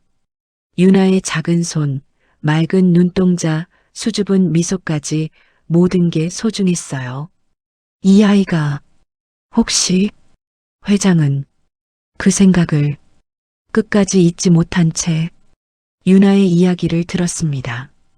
유나는 엄마와 둘이 산다는 것, 그림 그리기를 좋아한다는 것을 말했어요. 회장은 유나의 말 한마디 한마디를 놓치지 않고 들었습니다. 그 순간만큼은 세상의 모든 소리가 잠시 멈춘 것처럼 조용했습니다. 같은 시간 3층에서 청소를 하던 미주는 문득 이유 없는 불안에 사로잡혔습니다. 유나가 괜찮을까? 괜한 생각이라 넘기려 했지만 가슴이 자꾸만 조여왔습니다. 미주는 청소 도구를 내려놓고 직원용 방으로 향했습니다. 방문을 열었을 때 방 안이 텅 비어 있었습니다. 유나야? 침대도 책도 아무것도 움직인 흔적이 없었습니다. 미주의 심장이 바닥으로 곤두박질 치는 것 같았습니다. 황급히 복도로 뛰쳐나와 아이의 이름을 부르며 계단을 내려갔습니다. 발이 바닥에 닿는 감각조차 느껴지지 않았습니다. 그리고 1층 거실에 도착했을 때 미주는 그대로 멈춰 섰어요. 회장과 유나가 소파에 나란히 앉아 있었습니다. 유나야. 미주는 정신없이 달려가 아이를 품에 끌어안았습니다. 작은 몸이 품 안으로 들어오는 순간 그제야 숨이 돌아왔습니다. 회장님, 정말 죄송합니다. 제가 잠깐 한눈을 판 사이에 미주의 목소리 끝이 미세하게 떨렸습니다. 괜찮아요. 회장은 천천히 손을 들어 미주를 말렸습니다. 아이가 다친 것도 아니고 오히려 제가 즐거웠어요. 회장은 유나를 바라보며 미소를 지었어요. 그 미소에는 어딘가 오래 묵은 온기가 담겨 있었습니다. 미주는 다시 고개를 숙였습니다. 그래도 정말 죄송합니다. 유나는 참 착한 아이네요. 그 말을 듣는 순간 미주는 회장의 눈빛이 이상하리만큼 따뜻하다는 걸 느꼈습니다. 낯설지만 불편하지는 않은 시선이었습니다. 감사합니다. 미주는 유나의 손을 꼭 잡고 자리에서 일어섰습니다. 다시는 이런 일 없도록 하겠습니다. 괜찮아요. 유나야, 또 보자. 회장은 말없이 두 사람을 바라봤어요. 미주는 유나를 데리고 복도로 나가 계단을 올라가는 동안 회장의 시선은 한참이나 그 뒤를 따랐습니다. 그때 2층 복도에서 박정임이 난간에 서 있었어요. 박정임은 1층 거실을 내려다보고 모든 장면을 지켜보고 있었습니다. 회장이 유나와 함께 앉아 웃으며 이야기하는 모습과 미주가 달려와 유나를 데려가는 장면도 목격했습니다. 박정임의 얼굴이 서서히 굳어졌어요. 회장의 눈빛은 분명 평소와 달랐습니다. 유나를 바라보는 그 눈빛, 미주에게 건네는 그 말투. 뭔가 이상해. 박정임은 아랫입술을 깨물고 주먹을 꽉 쥐었어요. 미주가 유나를 데리고 계단을 올라오는 소리가 들리자 박정임은 황급히 몸을 피했습니다. 두 사람이 지나가기를 숨을 죽이고 기다렸어요. 미주는 유나를 안고 직원용 방으로 들어간 뒤 박정임은 천천히 자신의 방으로 돌아갔어요. 문을 닫고 거울 앞에 섰습니다.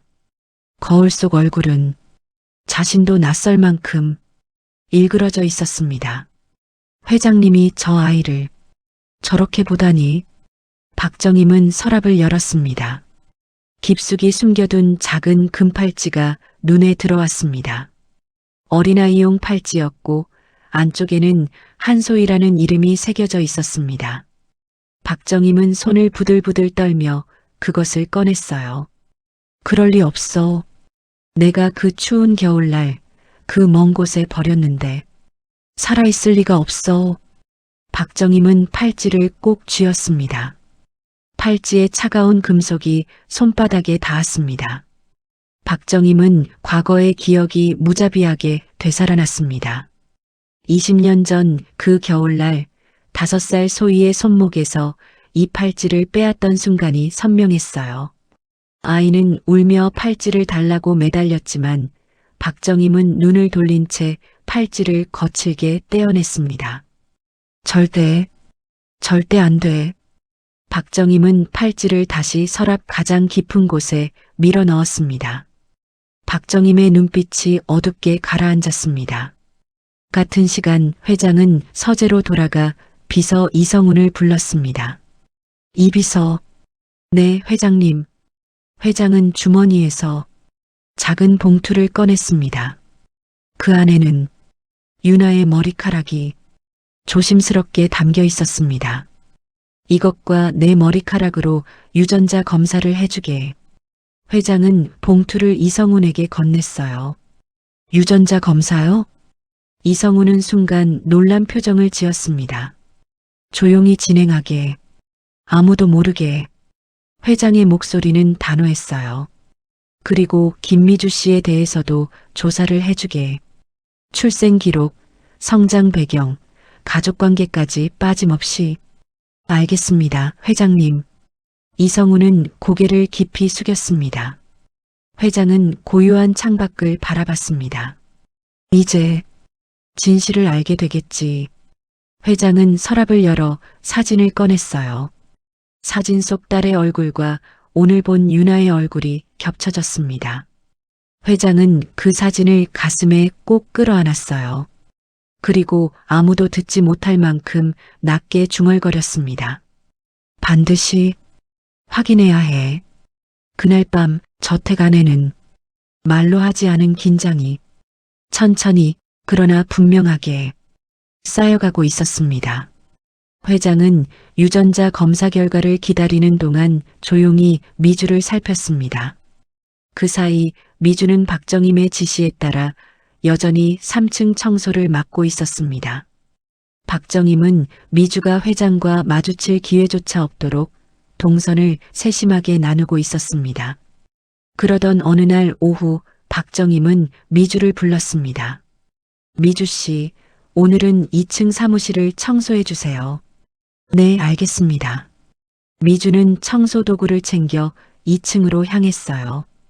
2층 사무실은 가정부들이 서류를 정리하고 업무를 보는 공간이었습니다. 평소엔 잘 들어오지 않는 곳이라 공기가 유난히 낯설게 느껴졌습니다.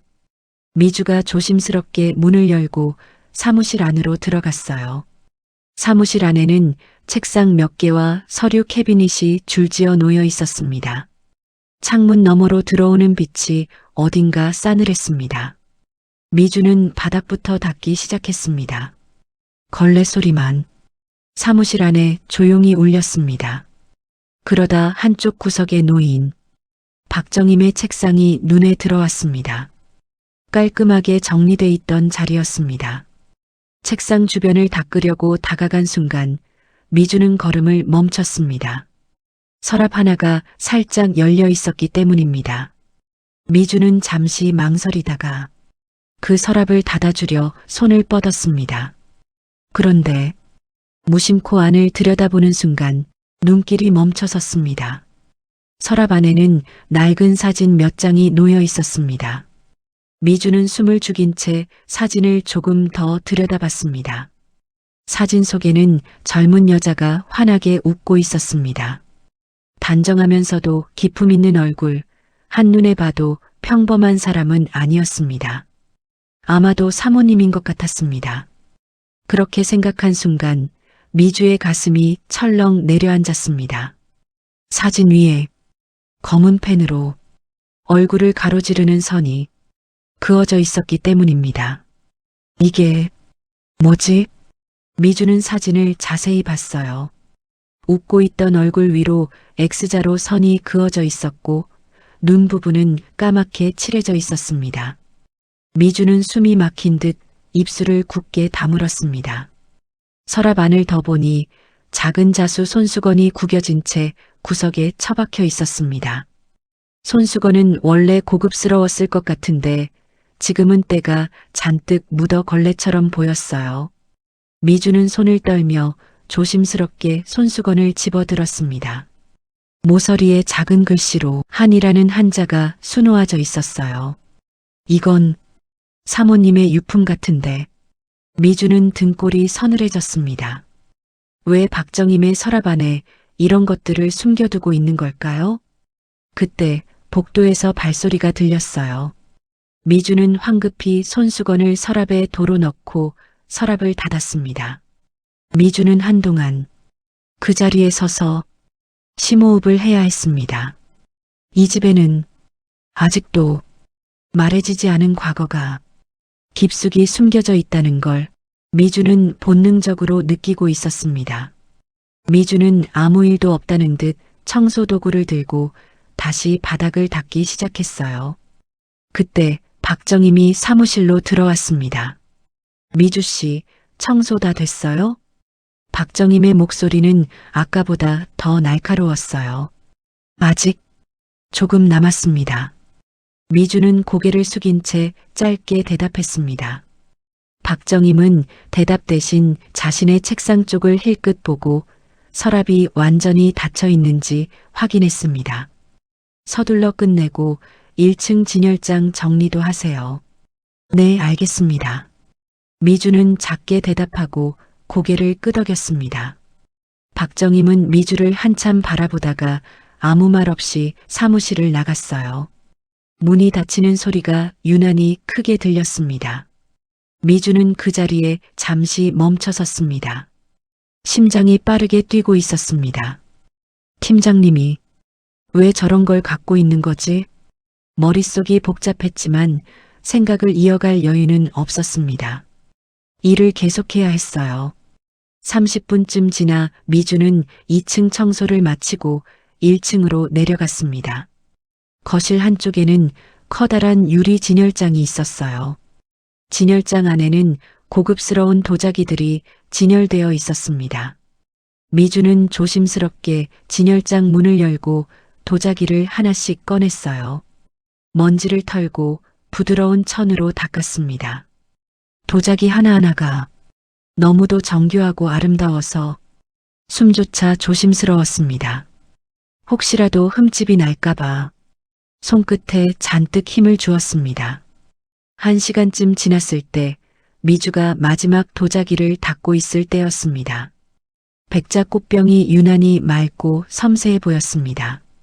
미주는 천으로 조심스럽게 표면을 닦았어요. 아직도 2층 사무실에서 본 사진과 손수건이 머릿속에서 떠나지 않았습니다.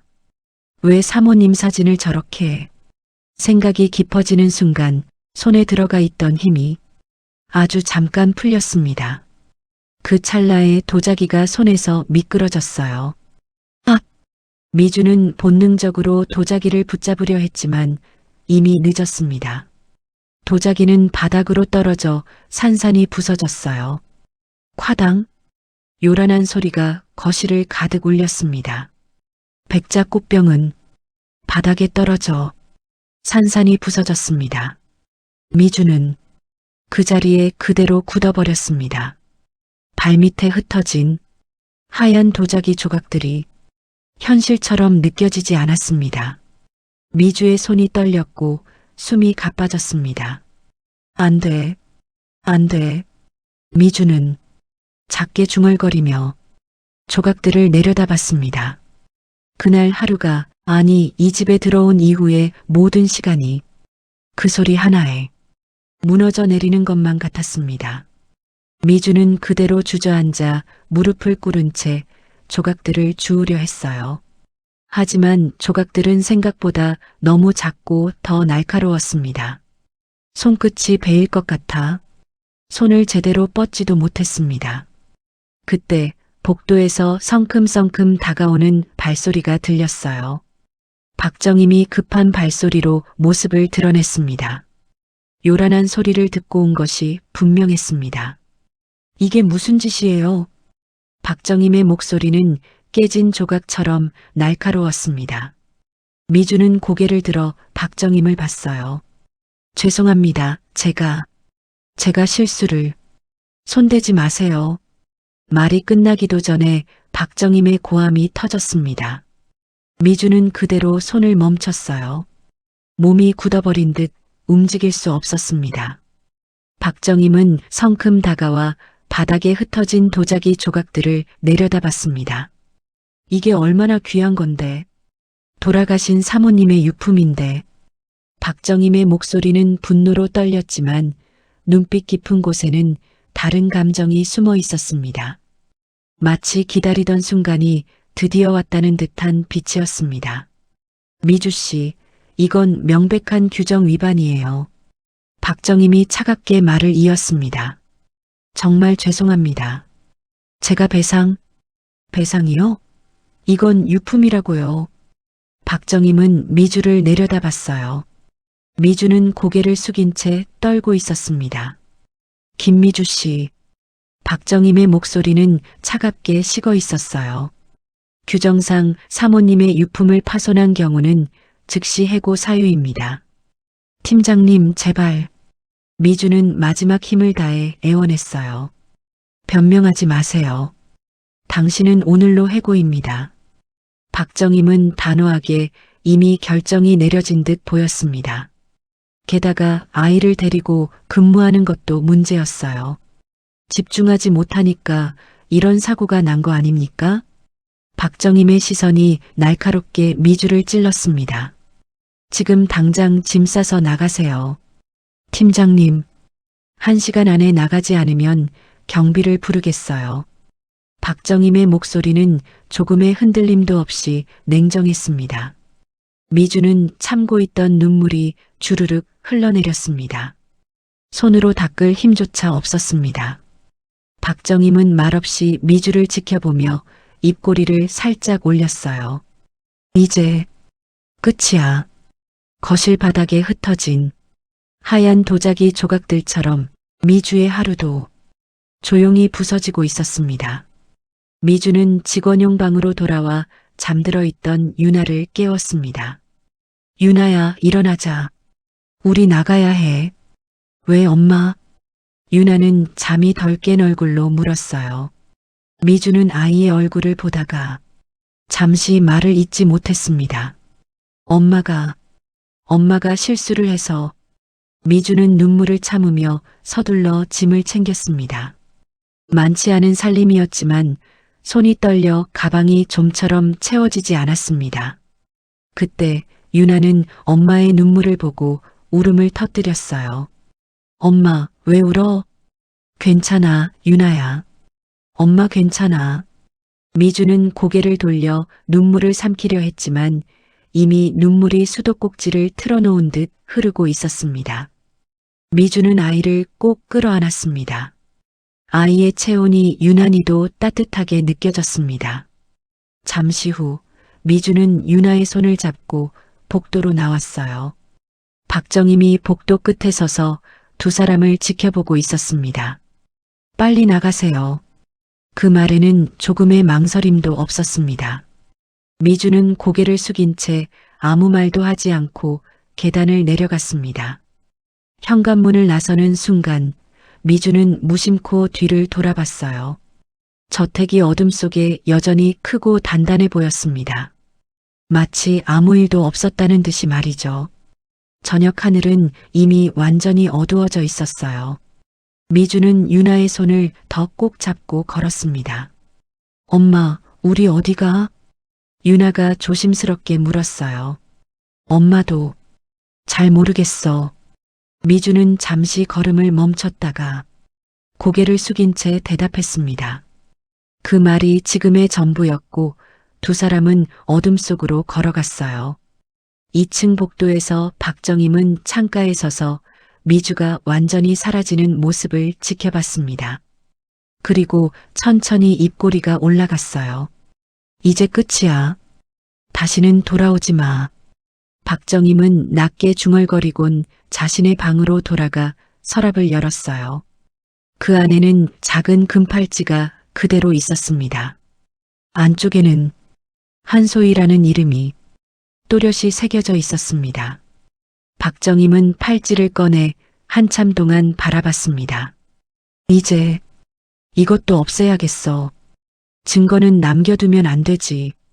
박정임은 팔찌를 주머니에 깊숙이 넣었어요.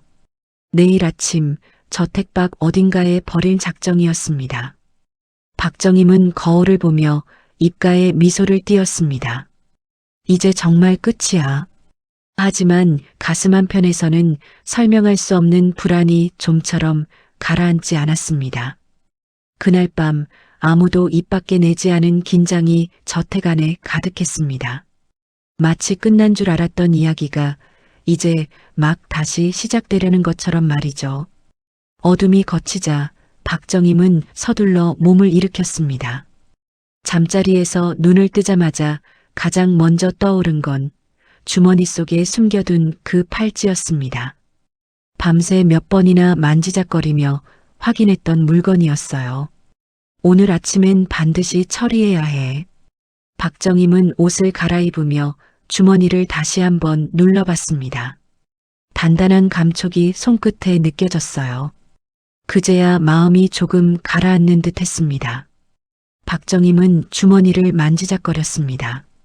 1층 거실로 내려간 박정임은 어제 깨진 도자기 조각들이 아직 그대로 있는 걸 봤어요.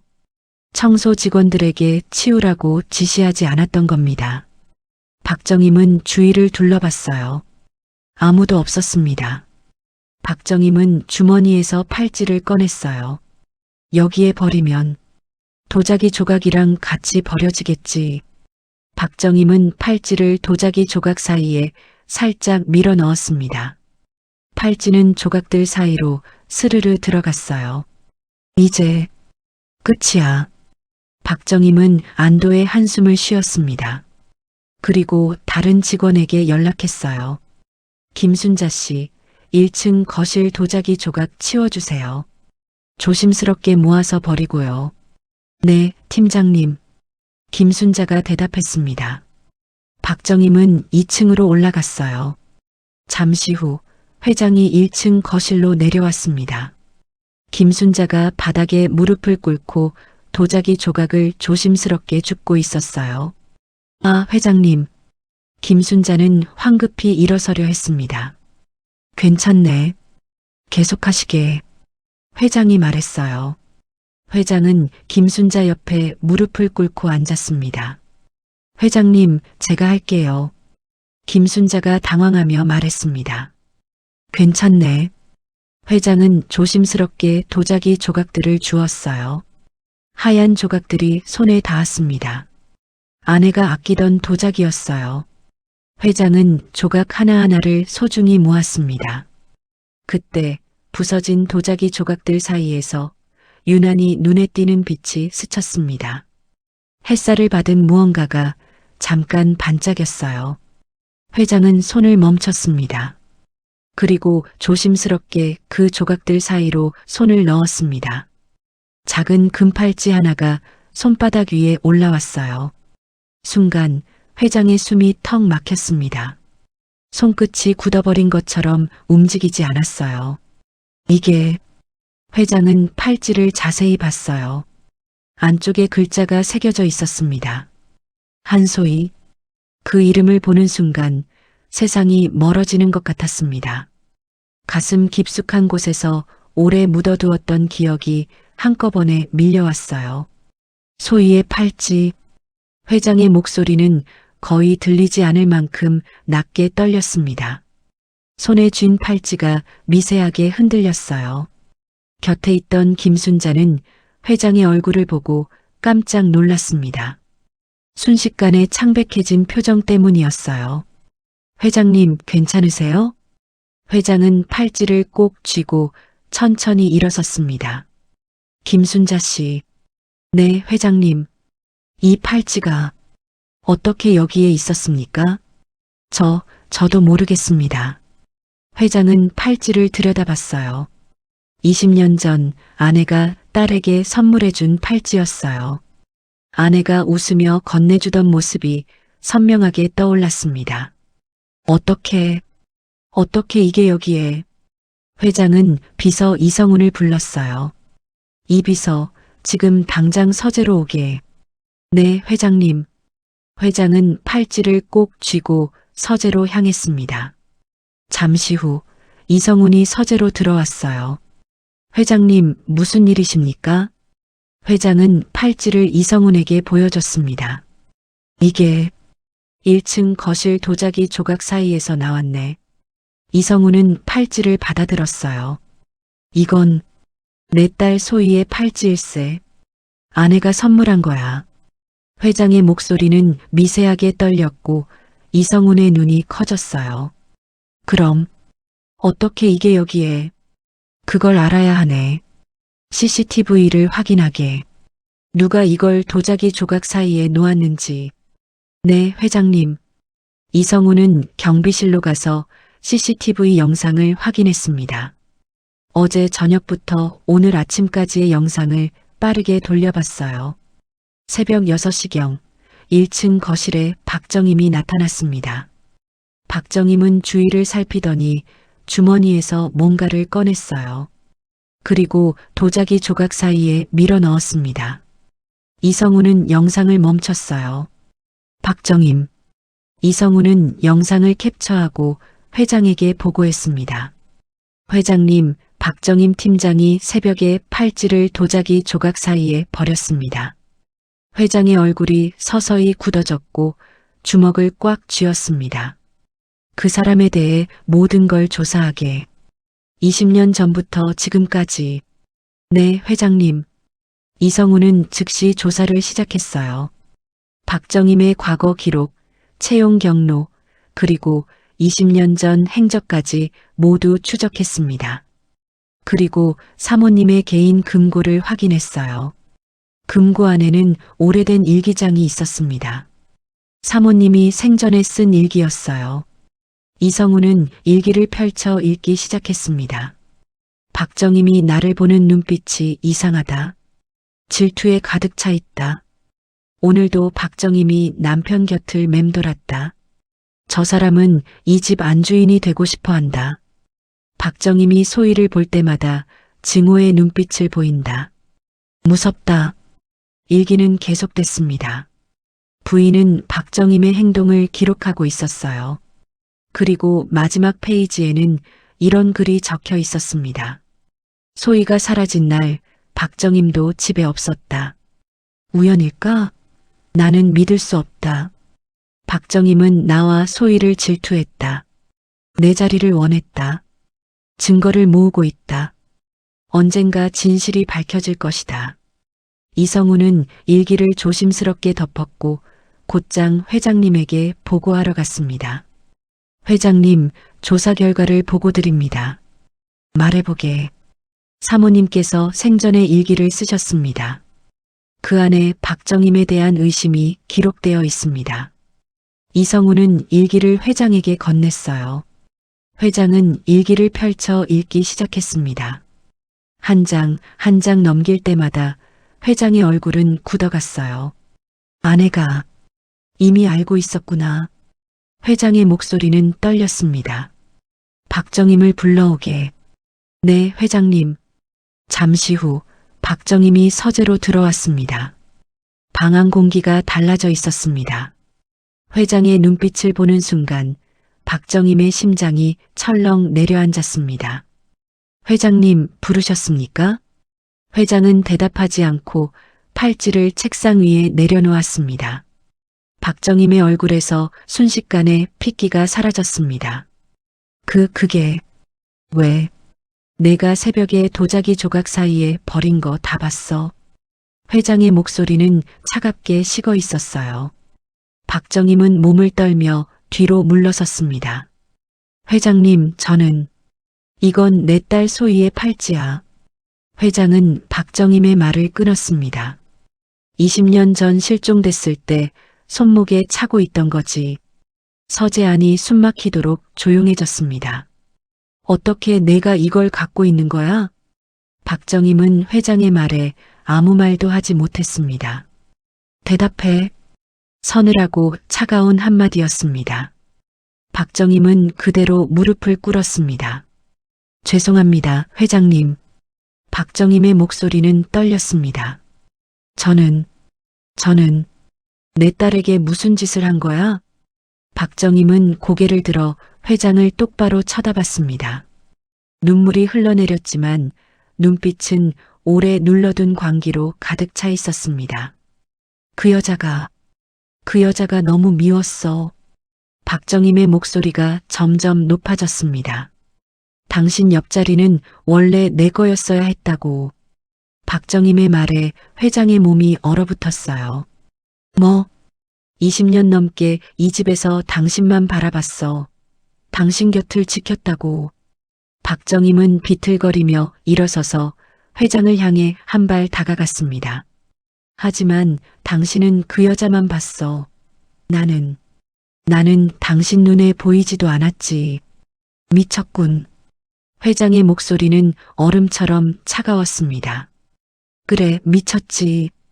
박정임은 눈물을 흘리고 있었지만 미친 사람처럼 웃고 있었습니다. 그 여자와 그 애를 볼 때마다 미칠 것 같았어. 내가 있어야 할 자리에, 내가 낳았어야 할 아이가. 입 닥쳐. 회장이 크게 소리쳤습니다. 하지만 박정임은 멈추지 않고 계속 말을 이어나갔어요. 그래서 없앴어. 그 겨울날 5살짜리 꼬마를 고아원 앞에 버렸지. 박정임은 숨을 고른 뒤 천천히 말을 내뱉었습니다. 추운 겨울날이었어. 아이는 울면서 날 붙잡았지. 하지만 난 팔찌를 빼앗고 가버렸어. 이 미친. 회장은 주먹을 꽉 쥐었어요. 그래, 미쳤어. 당신 때문에 미쳤다고. 박정임이 절규하듯 소리쳤습니다. 그 여자가 죽고 나서 드디어 기회가 왔다고 생각했어. 이제 당신 곁엔 나만 남았다고. 박정임은 그대로 주저앉았습니다. 하지만 당신은 끝까지 날 안 봤어. 죽은 그 여자만. 회장은 분노와 슬픔 그리고 혐오가 뒤섞인 눈빛으로 박정임을 내려다보았습니다. 질투 때문에 5살짜리 아이를 버렸다고? 그래. 박정임이 고개를 들며 소리쳤습니다. 후회 안 해. 다시 돌아가도 똑같이 할 거야. 회장은 고개를 돌렸어요. 더 이상 박정임을 볼 수 없었습니다. 그때 서재 문을 두드리는 노크 소리가 들렸습니다. 회장님, 긴급 보고 드릴 게 있습니다. 이성훈의 목소리였어요. 들어오게. 이성훈이 들어와 두 손으로 봉투를 내밀었습니다. 유전자 검사 결과입니다. 회장은 떨리는 손으로 봉투를 받아들어 검사 결과지를 꺼내 읽기 시작했습니다. 친손녀 관계 일치 확률 99.9%. 종이 한 장을 꺼내 눈으로 훑는 순간 회장의 숨이 멎는 듯 멈췄습니다. 유나가 내 손녀. 회장은 결과지를 꼭 쥐었습니다. 그럼 김미주는 내 딸. 소희. 회장은 의자를 밀치듯 일어서며 물었습니다. 김미주 씨는 지금 어디 있나? 그게. 이성훈은 난처한 표정을 지었어요. 회장의 시선이 박정임에게로 옮겨졌습니다. 너 또 무슨 짓을 한 거야? 박정임은 고개를 떨군 채 겨우 입을 열었습니다. 어제 도자기 파손을 이유로 해고했어요. 박정임의 목소리는 힘이 빠져 있었습니다. 뭐? 회장의 목소리는 떨렸어요. 회장은 주먹으로 책상을 세게 내리쳤습니다. 당장 김미주 씨를 찾아야 해. 분노보다 두려움이 앞선 목소리였습니다. 이비서 무슨 수를 써서라도 찾아내게. 네, 회장님. 그리고 너는. 회장은 박정임을 차갑게 내려다봤습니다. 경찰에 넘기겠다. 유괴죄로. 이비서 지금 당장 경찰을 불러. 네, 회장님. 이성훈이 나가고 회장은 창밖을 바라봤어요. 내 딸이 그 추운 겨울날 얼마나 무서웠을까. 5살짜리 아이가 혼자. 박정임은 바닥에 엎드려 울었지만 회장은 더 이상 그녀를 보지 않았어요. 10분 후 박정임은 수갑을 차고 경찰차에 실려 저택을 떠났습니다. 회장은 서재에서 팔찌를 꼭 쥐었어요. 이비서. 네, 회장님. 김미주 씨, 아니 내 딸을 찾는데 총력을 기울이게. 가능한 모든 방법을 동원해. 알겠습니다, 회장님. 회장은 창밖을 바라봤습니다. 소희야 기다려라. 아버지가 반드시 찾아서 데려오마. 20년 만에 찾은 딸. 하지만 그 딸은 지금 어디에 있을까요? 회장은 팔찌를 꼭 쥐었어요. 저택 밖 어딘가에서 미주와 유나는 막막한 밤을 보내고 있었습니다. 미주는 유나의 손을 꼭 잡고 좁은 골목을 걸었습니다. 해고당한 지 어느덧 이틀째였습니다. 주머니 속에 남은 돈은 손에 꼽을 만큼이었고 그 무게가 발걸음보다 더 무겁게 느껴졌습니다.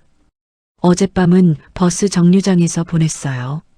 차가운 유리벽에 기대 앉아 유나를 품에 꼭 안고 밤을 넘겼습니다. 유나는 엄마 품에서 몸을 떨며 잠들었고 미주는 제대로 눈을 붙이지 못했습니다. 새벽마다 지나가는 버스 소리에 잠을 깨고 추위에 몸을 웅크린 채 아이의 체온만 놓치지 않으려 애썼습니다. 엄마 배고파?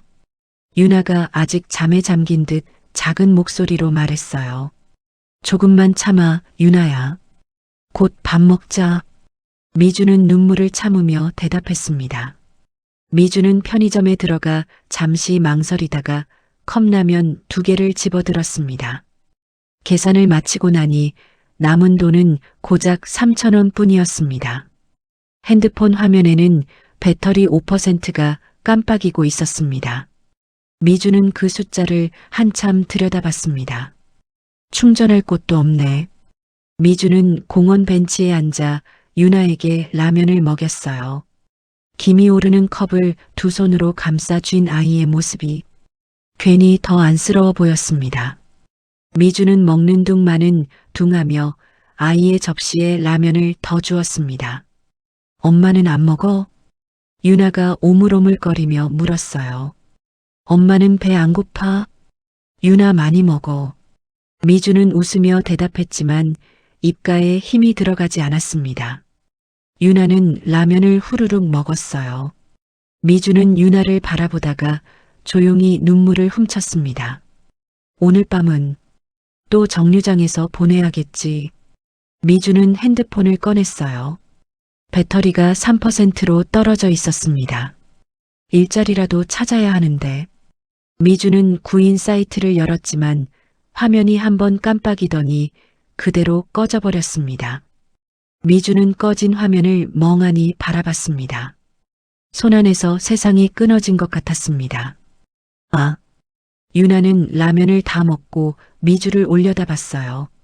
엄마, 오늘은 어디서 자? 그 말에 미주의 가슴이 철렁 내려앉았습니다. 아무 대답도 할 수 없었습니다. 그저 아이를 끌어안았습니다. 아이의 작은 등이 품 안에서 오르내렸습니다. 유나야, 엄마가 뭐든 할게. 그 말이 아이에게 하는 약속인지 스스로를 붙잡기 위한 말인지 미주 자신도 알 수 없었습니다.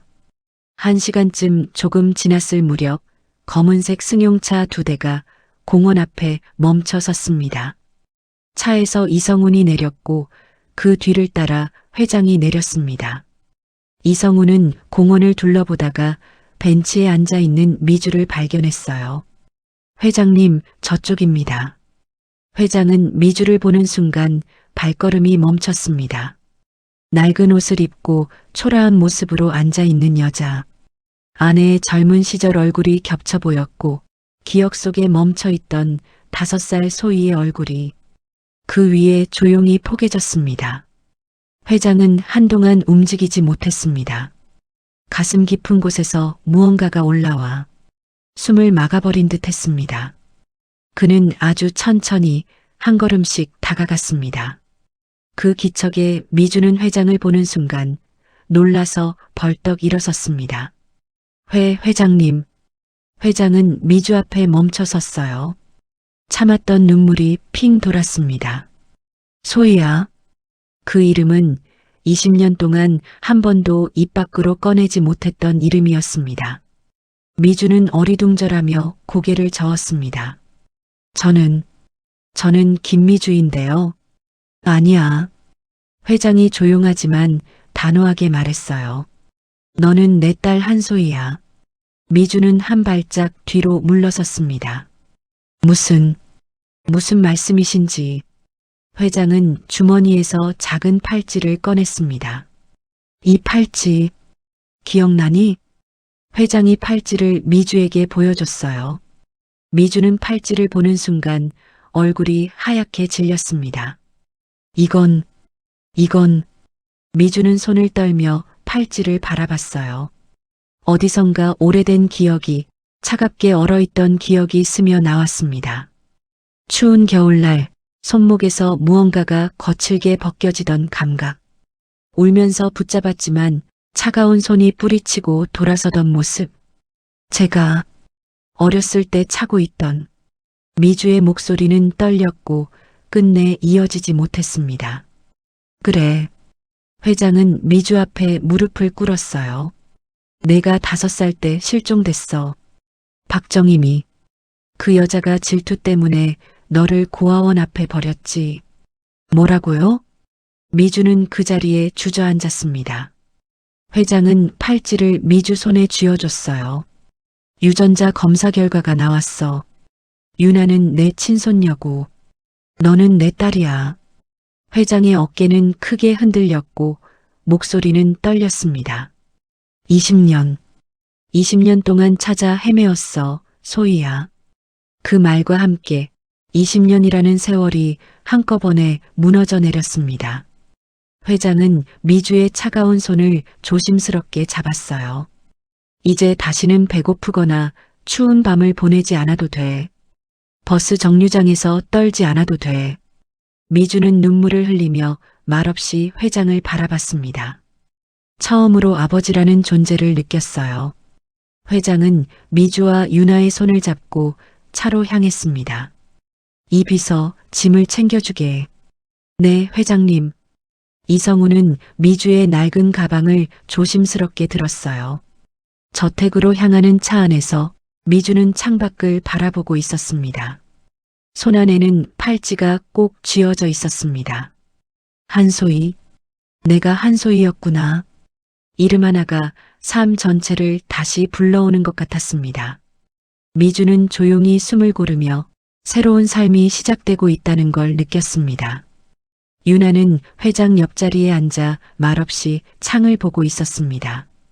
회장은 아이의 머리를 천천히 쓰다듬었습니다. 배고프지, 유나야? 네. 유나가 작게 대답했어요. 집에 가면 맛있는 거 많이 먹자. 유나가 좋아하는 거 다 해줄게. 회장은 미주를 바라봤어요. 소희야, 너도. 미주는 고개를 끄덕이며 눈물을 흘렸습니다. 감사합니다. 아버지. 미주가 처음으로 그 말을 했어요. 회장은 미주의 손을 더 꼭 쥐었습니다. 아니야. 내가 미안해. 20년 동안 너를 찾지 못해서. 차는 저택을 향해 달렸습니다. 따뜻한 봄날의 저녁이었어요. 20해 만에 흩어졌던 가족이 다시 같은 길을 가고 있었습니다. 그로부터 한 달이 흘렀습니다. 저택 안에는 웃음소리가 끊이지 않았습니다.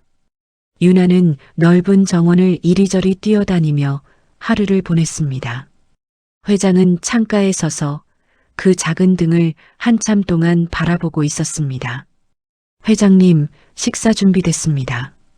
김순자의 목소리가 조심스럽게 들려왔습니다. 소희에게도 알려주게. 네, 회장님. 잠시 뒤 미주가 2층 방에서 천천히 내려왔습니다. 손목에는 한소희라는 이름이 새겨진 팔찌가 조용히 빛나고 있었습니다. 아버지. 미주의 부름에 회장은 고개를 들어 미소 지었습니다. 오늘은 내가 예전에 좋아하던 음식으로 준비했어. 감사합니다. 미주는 회장 옆자리에 앉았습니다. 식탁 위에는 따뜻한 김이 오르는 음식들이 정갈하게 놓여 있었습니다. 그때 정원에서 뛰놀던 유나가 숨을 몰아쉬며 안으로 들어왔습니다. 할아버지, 엄마. 유나는 그대로 회장의 품에 안겼습니다. 회장은 아이를 안고 웃었습니다. 그래, 우리 유나. 많이 뛰었구나. 응, 나비도 봤어. 세 사람은 식탁에 나란히 둘러앉았습니다. 회장은 미주와 유나를 번갈아 바라봤습니다. 20해 동안 비어있던 자리가 이제야 제 모습을 찾은 것 같았습니다. 자, 맛있게 먹자. 회장의 말에 미주는 잠시 눈을 내리깔았다가 고개를 끄덕였습니다. 네, 잘 먹겠습니다. 따뜻한 봄날, 조용하고 평범한 가족의 식사가 시작됐습니다. 20해 만에 비로소 찾아온 행복이었습니다. 사람의 인생은 각자 다른 길을 걸어도 마음이 닿는 순간은 같다고 믿습니다. 이 이야기에서 여러분이 느낀 감정, 그 진심을 들려주세요. 함께 공감하고 따뜻해지고 싶습니다. 오늘 함께 해주셔서 정말 감사합니다.